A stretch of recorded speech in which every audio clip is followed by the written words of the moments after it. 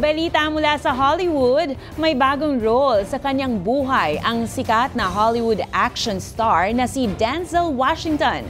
Sabay kasi sa panahon ng Kapaskuhan ay nagpabinyag ang 69-year-old na aktor at nagpa-ordain pa bilang ministro ng Kelly Temple Church of God in Christ sa Harlem, New York City, USA.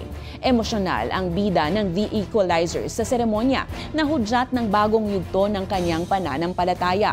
Inaasahan namang magpapatuloy ang pag-arte ni Denzel sa Hollywood kung saan maaari niyang gamitin ang kanyang plataforma para ipalaganap ang mensahe ng Diyos.